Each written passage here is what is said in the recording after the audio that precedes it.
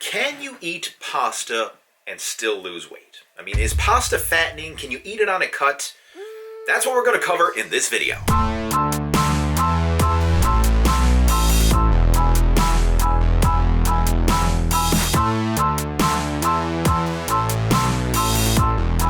Hey there, how you doing? It is your muscle building coach, Lee Hayward, and I just got an email, or a message I should say, from one of my Facebook followers. And this was from Zakara, and he wants to know if he can eat pasta while cutting. Now he says he's going to follow a calorie deficit and all that, but he wanted to know if pasta in and of itself was going to hinder his cutting process. Now, the simple answer, to kind of just cut to the chase here, you can still eat pasta and still lose body fat and make it work as long as you're in a calorie deficit. I mean, regardless of what type of diet you're following, or regardless of what type of foods you're eating, calories in versus calories out is the most important thing, right? You can't escape that. So regardless if you're following intermittent fasting, regardless if you're following ketogenic diets, or paleo diets, or vegan diets, or carnivore diets, or whatever extreme of diet there is, right? We got one like vegan on one end and carnivore on the other, or you got like intermittent fasting on one end and 6 meals a day on the other. I mean, totally drastically different diets, but they all work if you have your calories in check. It doesn't matter. You can't escape calories in versus calories out, right?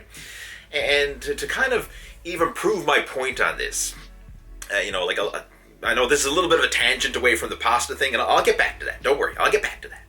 But there's a big fad now of like intermittent fasting and OMAD, 1 meal a day, right? A lot of people are following this and thinking that as long as I eat 1 meal a day and I follow intermittent fasting, I can eat whatever I want and it doesn't matter. Well, do you know that the fattest, biggest people on the face of the earth are following intermittent fasting and doing OMAD, 1 meal a day? And I'll give you a prime example of who that is. Sumo wrestlers.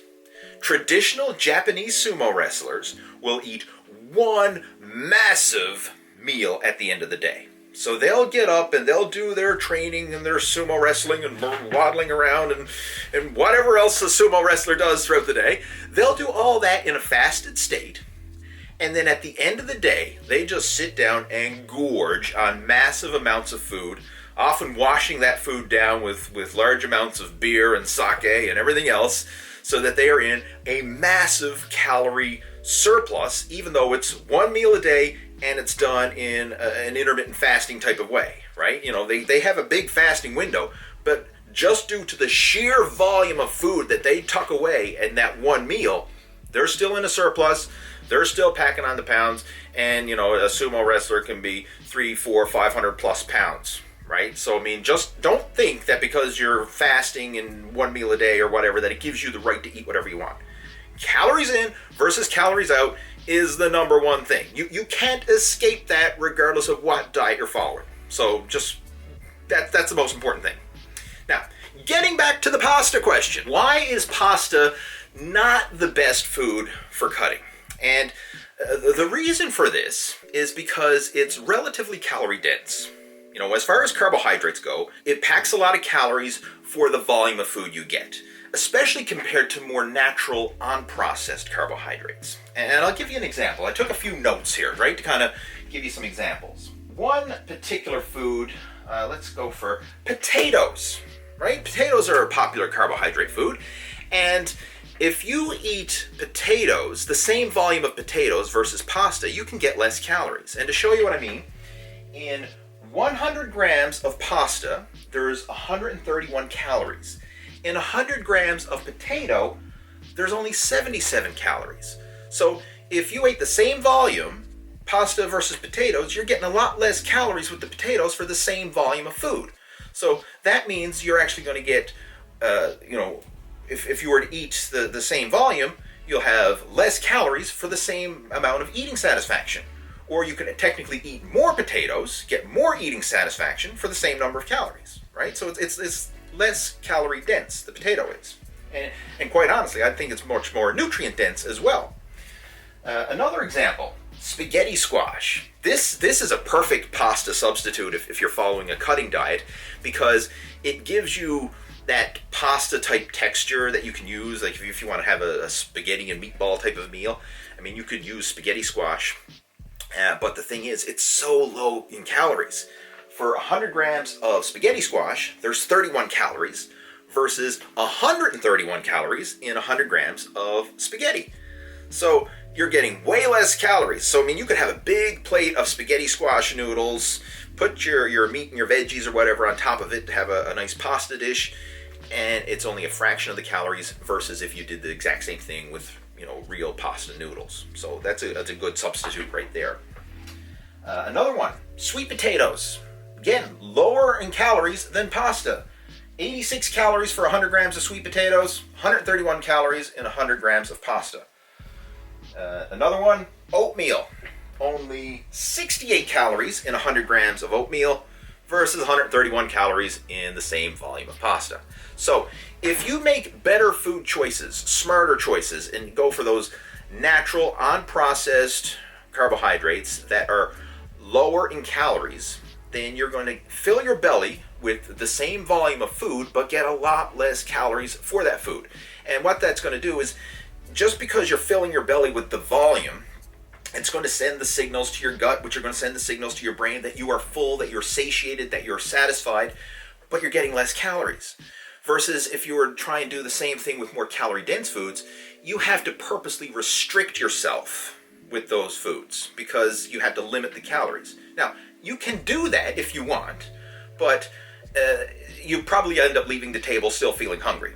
Versus if you ate the high volume foods, you leave the table feeling full, and you're still staying within your calorie numbers in order to be in a calorie deficit for fat loss. So that's the edge that you get by eating the higher volume foods versus the calorie dense foods. Now, getting back to the question, does this mean you can never eat pasta while cutting? Of course not. I mean, you can still eat it, right? You can still eat pasta and lose weight as long as your overall calories are in a deficit. I mean, if you want to have that pasta cheat meal, every blue moon, that's fine, but just make sure that over the long term, over the big picture, you're averaging a calorie deficit so that you can still move yourself in the right direction. That's why I do recommend the high volume foods. To kind of really drive home the whole point of the calories in versus calories out, you may recall the Twinkie diet. This was done back in 2010 when a university professor, Mark Hobb, went on a 10-week self-experiment to really verify calories in versus calories out. And what he did is for 10 weeks, he ate nothing but processed junk food. I'm talking about the pure garbage crap that most people binge on. Twinkies, snack cakes, potato chips, whatever. I mean, just the processed garbage, that most people shouldn't even be eating. I mean, technically, I don't even think it should be considered food because it's just like sugar and fat and gunk. But anyway, this is the stuff. He just wanted to prove a calories in versus calories out experiment. So for 10 weeks, he ate nothing but junk food, but he purposely limited the portions so that he was in a calorie deficit. He limited himself to 1,800 calories per day. And because of that, he ended up losing 27 pounds over the course of 10 weeks just from pure calorie deprivation, just the calorie deficit that he created from the small portion sizes. You can Google search this study yourself. Just go on Google, Twinkie diet, boom, you'll find it. I mean, he fully admits that this is not a healthy diet, and he does not recommend, the Twinkie diet as a fat loss solution. It was purely an experiment to prove calories in versus calories out. You can't escape that. Please do not follow the Twinkie diet and think that it's a healthy fat loss diet or whatever, because it's not. I mean, there's more to losing weight and improving your health and fitness than just calories in versus calories out. I mean, you need to look at the nutritional value that you're getting, all the protein, the carbs, the fat, the vitamins, the minerals, the enzymes, all this kind of stuff, and if you're eating processed snack foods, that's like nutrient void.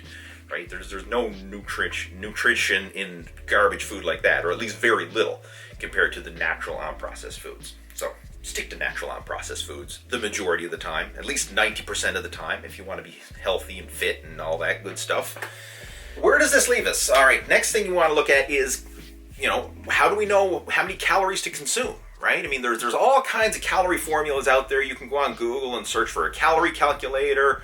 You know, there's all kinds of these big, complicated mathematical formulas where you plug in your height, your weight, your age, your activity level, your body fat, your muscle mass, your whatever, and it'll, you know, throw out a number.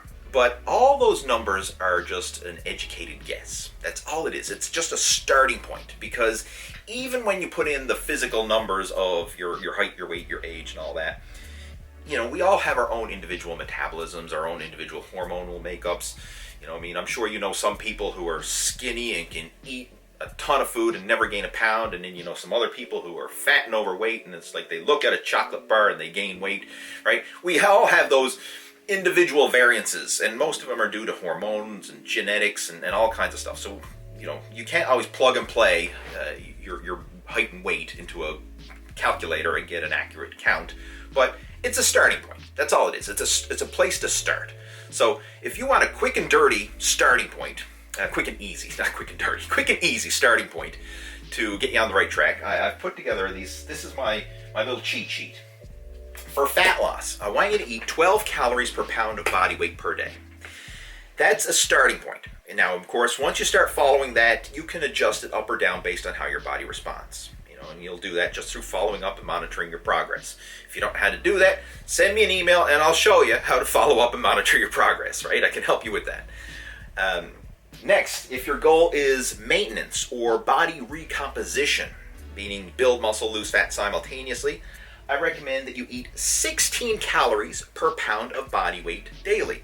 That's a good starting point, right? That's going to give you enough calories that you can actually build some muscle while simultaneously burning body fat, but your body weight's going to stay close to the same. So, I mean, through the training, through the clean eating, you're going to help to improve your body composition on the maintenance calorie diet.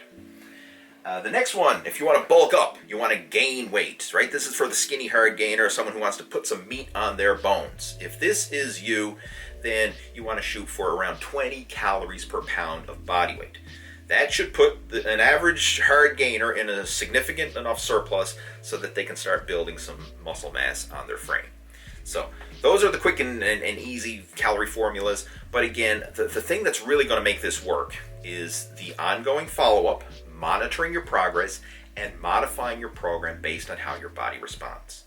And this is where you really could use some outside eyes looking in on your progress, you know, like an experienced coach or someone who understands how the body works and understands that when you hit a plateau, this is what you do to overcome that plateau, right? I mean, most people have no trouble starting a plan, but the problem is once they start the plan and then, you know, shit doesn't go the way they planned, you know, they hit a plateau or something goes awry or whatever, then they're kind of like, well, what do I do now? And that's where you need that outside, you know, set of eyes looking in, someone who has the experience and knows what to do. So if you would like some help with this, if you need some help with a, you know, a customized diet and training program, or you just kind of want to brainstorm some strategies to help move you in the right direction, send me an email and I'll be more than happy to have a conversation with you, and we can just discuss and come up with some ideas and action strategies that will help move you in the right direction towards your health and fitness goals. So if you want to email me, leeh@leehayward.com. I'll have it here across the screen somewhere. I'll also put it down in the video description below so you can send me an email and we can have a discussion and follow up from there. So hopefully this helps, and if you have any other questions, comments, or feedback, post them down in the comments section below. I'll chat with you down there, and stay tuned for my next video coming soon. Take care. Over and out.